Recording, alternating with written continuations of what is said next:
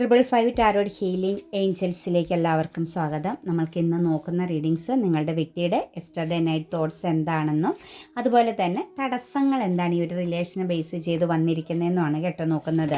First തന്നെ നമുക്ക് അവരുടെ ഒരു നൈറ്റ് തോട്ട്സിലേക്ക് നോക്കുമ്പം ഒരു ആക്ഷൻ എനർജിയാണ് കേട്ടോ അവരിൽ ഉള്ളത്. ശരിക്കും അവർ നിങ്ങൾക്ക് വേണ്ടിയിട്ടൊരു ആക്ഷൻ എടുക്കാൻ നിങ്ങളിലേക്കൊന്ന് വന്നു ചേരാൻ വളരെ ആഴത്തിൽ ആഗ്രഹിക്കുന്നുണ്ടായിരുന്നു. ശരിക്കും പറഞ്ഞു കഴിഞ്ഞാൽ അവർക്ക് അവരുടെ ഇമോഷൻസിനെ കൺട്രോൾ ചെയ്യാൻ സാധിക്കാത്ത ഒരു എനർജിയിലൂടെ കടന്നു പോയിക്കൊണ്ടിരിക്കുന്ന ഒരു സിറ്റുവേഷൻസ് ആണ്. കാരണം ഭ്രാന്തമാകുന്ന ഒരു പ്രണയം, ഒരു സ്നേഹം നിങ്ങളിലേക്ക് അവർക്ക് കണക്റ്റഡ് ആകുന്ന ഒരു സിറ്റുവേഷൻസ് ആണ്.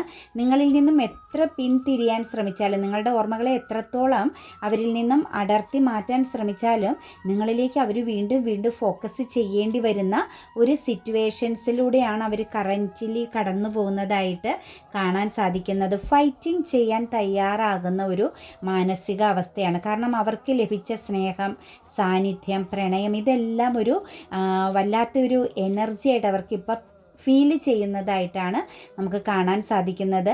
മറ്റ് സിറ്റുവേഷൻസിന് നിങ്ങളെന്ന് പറയുന്ന വ്യക്തിയുടെ ബന്ധത്തിൽ നിൽക്കുന്ന തടസ്സങ്ങളാകുന്ന എല്ലാ സിറ്റുവേഷൻസിനെയും ഫൈറ്റിംഗ് ചെയ്യാൻ അവർക്കിപ്പം മനസ്സ് തോന്നുന്നു. അതിനവർ തയ്യാറാകുന്നു, ആക്ഷൻ എടുക്കുന്ന ഒരു എനർജിയിലാണ് നിൽക്കുന്നത്. പക്ഷേ ടവർ എനർജിയാണ് കാണുന്നത്. വളരെ ശക്തമാകുന്ന പ്രശ്നങ്ങളെ, ശക്തമാകുന്ന ബ്ലോക്കേജുകൾ ഉണ്ട് നിങ്ങളുടെ റിലേഷനെ ബേസ് ചെയ്തെന്നാണ് കാണുന്നത്. ഒന്നിലധികം പ്രശ്നങ്ങൾ നിങ്ങളുടെയും ഈ ഒരു റിലേഷനെ ബേസ് ചെയ്ത് വലിയൊരു വീഴ്ചയ്ക്ക്, തകർച്ചയ്ക്ക് കാരണമാകാനുണ്ട്.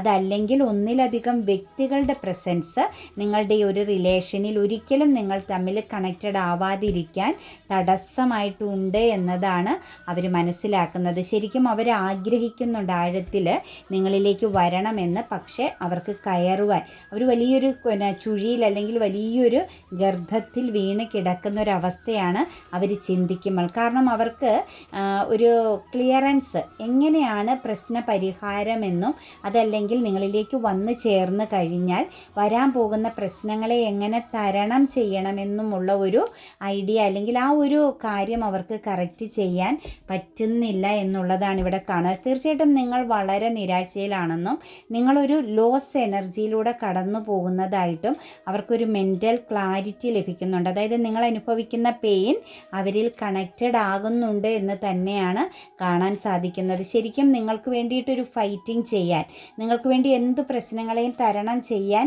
അവരാഗ്രഹിക്കുന്നുണ്ടെങ്കിലും അവരുടെയും നിങ്ങളുടെയും റിലേഷനെ ബേസ് ചെയ്ത് നിൽക്കുന്ന പ്രോബ്ലംസ് ചെറിയൊരു പ്രശ്നമല്ല, ചെറിയ ബന്ധങ്ങളുമല്ല.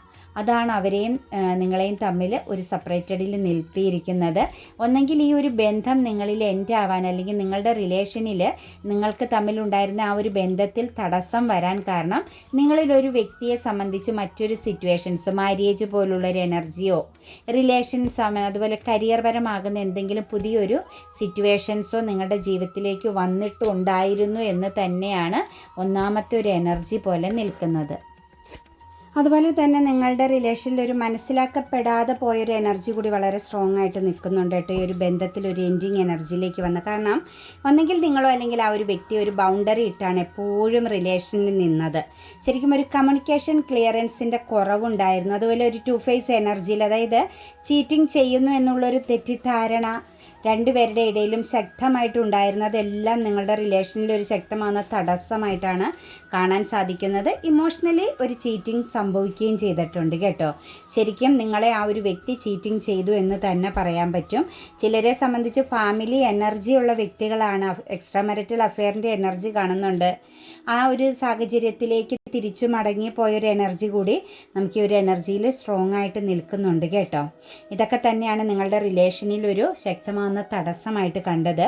ദ സിറ്റുവേഷൻസ് വിൽ ഇംപ്രൂവ് എന്നാണ് നമ്മളോട് ഏഞ്ചൽസ് പറഞ്ഞിരിക്കുന്നത്. അതായത് നിങ്ങളൊരു ഇരയാക്കപ്പെട്ടു എന്ന് നിങ്ങൾക്ക് തോന്നുന്നുണ്ടെങ്കിൽ, നിങ്ങൾ ഒരുപാട് നെഗറ്റീവ് തോട്ട്സ്, ഒരു ബന്ധന അവസ്ഥയിൽ, ഒരു ബ്ലൈൻഡ് എനർജിയിൽ എന്താണ് ഇനി നെക്സ്റ്റ് ആക്ഷൻ എടുക്കേണ്ടതെന്നുള്ള ഒരു മരവിപ്പ് എനർജിയിലാണ് നിങ്ങൾ നിൽക്കുന്നതെങ്കിൽ തീർച്ചയായിട്ടും നിങ്ങളുടെ ആ ഒരു സിറ്റുവേഷൻസ് ചേഞ്ച് ആകുമെന്ന് തന്നെയാണ് കാണുന്നത്.